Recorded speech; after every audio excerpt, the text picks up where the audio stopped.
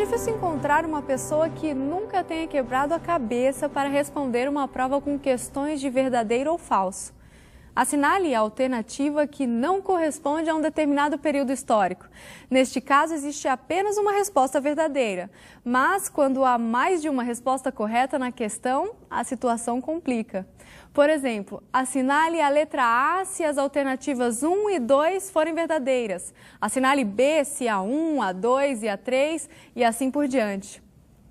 É um alívio pensar que temos um Deus que nos deixou bem claro. Só existem dois caminhos, o largo e o estreito.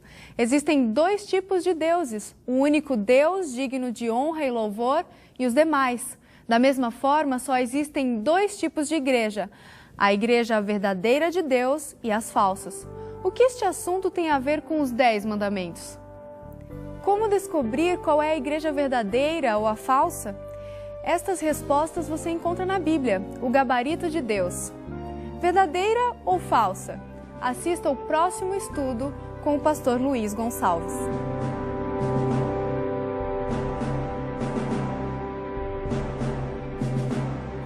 Olá, tudo bem?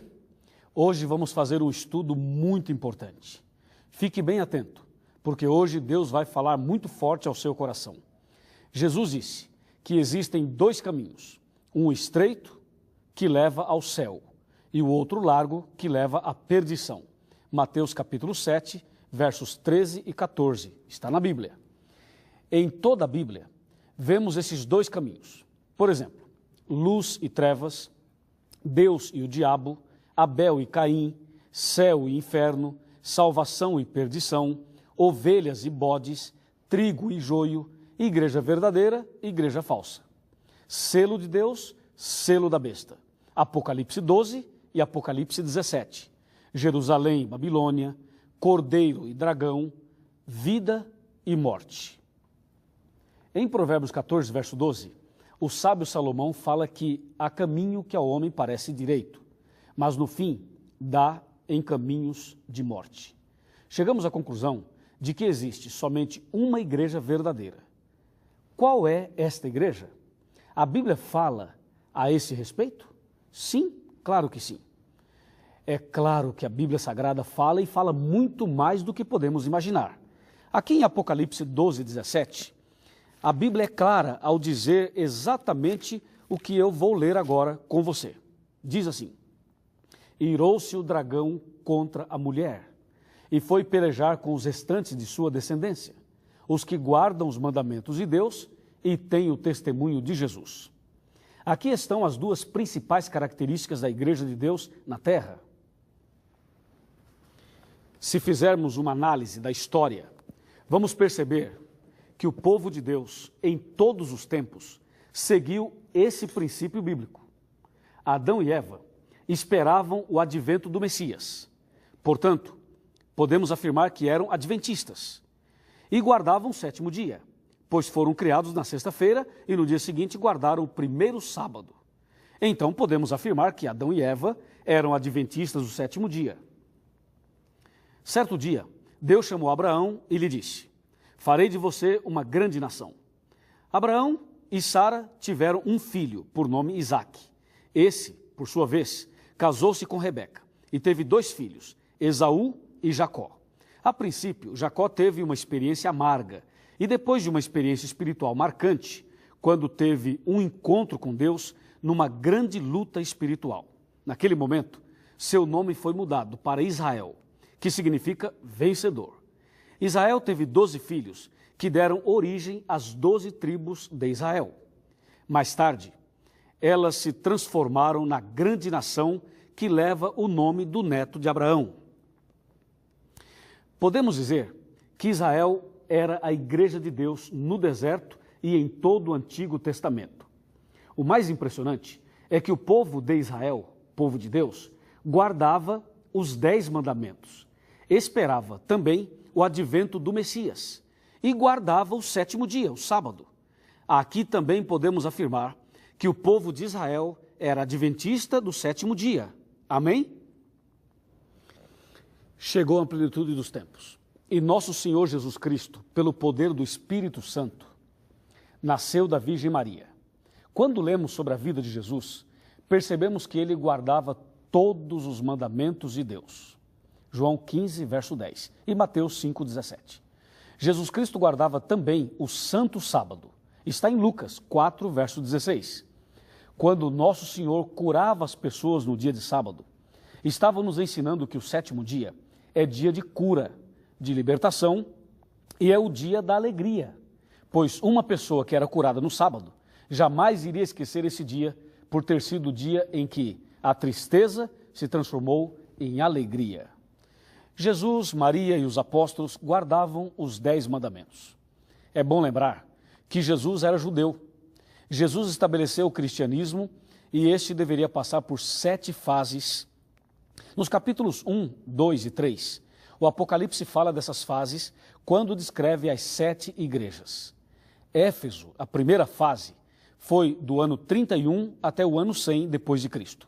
A segunda, chamada Esmirna, representa o período do ano 100 ao ano 313. Até então, a verdade dos tempos dos profetas continuava firme, apesar das perseguições e lutas dos cristãos. A partir de 313 até 538, a fase de Pérgamo, aconteceram coisas horríveis, como a tentativa de mudança do 4º mandamento, que requer a guarda do sábado para o primeiro dia da semana, que apresenta o domingo como dia santo. Isso se deu no dia 7 de março do ano 321, por decreto do imperador romano Constantino o Grande. Por volta do ano 380, Constantino e Teodócio estabeleceram as bases doutrinárias para o surgimento do catolicismo, que mais tarde confirmou o domingo como dia do Senhor e colocou isto no mandamento do catecismo romano. Esse decreto foi aceito e é seguido até hoje pelos protestantes em geral. No ano 538, o bispo de Roma recebeu a autoridade suprema para dominar não apenas religiosamente, como politicamente. Assim começou a perseguição da Idade Média, que se estendeu até o ano 1798 depois de Cristo. Esse período é apresentado no Apocalipse como Tiatira, ou a fase escura da história cristã, porque a verdade foi lançada por terra e a mentira prosperou, como dizia o profeta Daniel no capítulo 7, versículo 25, também no capítulo 8, verso 12 e no 7, verso 21. O profeta João também confirma isso em Apocalipse 12, 6 e 12, 17. Neste período, a igreja verdadeira, que seguia os princípios de Deus, de Adão e Eva, do povo de Israel e de Jesus e os apóstolos, fugiu para o deserto e a verdade foi preservada pelo pequeno povo de Deus. Na sequência, a igreja viveu as fases de Sardes, Filadélfia e agora vive o período de Laodiceia. No ano de 1844, Deus levantou a igreja adventista do 7º dia. Na mesma ocasião, Deus despertou outras pessoas ao redor do mundo para o processo de restauração da verdade. Este movimento profético tem como objetivo levar a salvação a todas as pessoas e apresentar a verdade restaurada a todos os povos, nações, tribos e línguas. Hoje, a verdade sobre o advento de Jesus e o 7º dia da semana, o Santo Sábado do Senhor, que era a crença do povo de Deus desde o Jardim do Éden, está sendo ensinada a todas as pessoas. Jesus está chamando você para fazer parte da igreja verdadeira. Venha, abra seu coração, tome uma decisão e faça parte do povo de Deus. É através do batismo que alguém se torna membro da igreja adventista.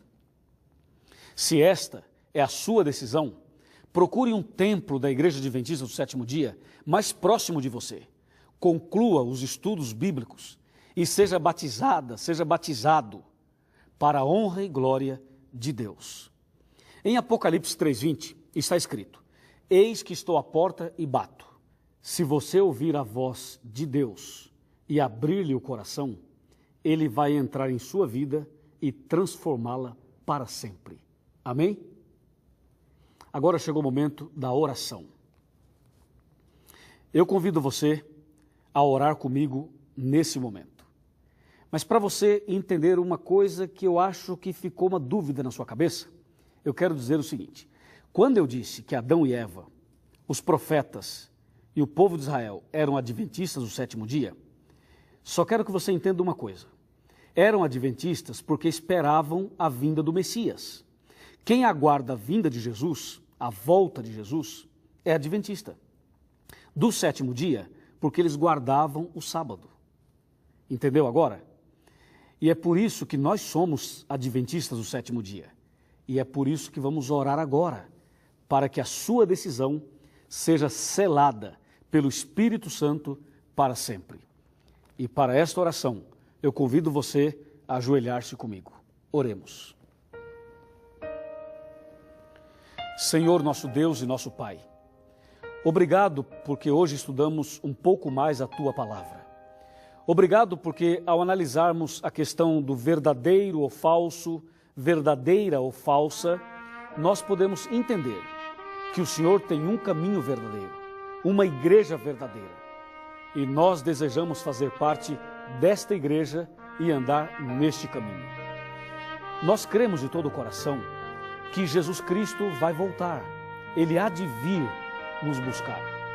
Mas antes que Ele volte, nós desejamos voltar para Ele, obedecendo os Teus mandamentos, guardando o santo dia do Senhor. E é justamente essa decisão que essa pessoa tomou agora. E eu, como pastor, como ministro do Evangelho, entrego esta mulher, este homem, esta pessoa em Tuas mãos. Aceite, Senhor, essa decisão.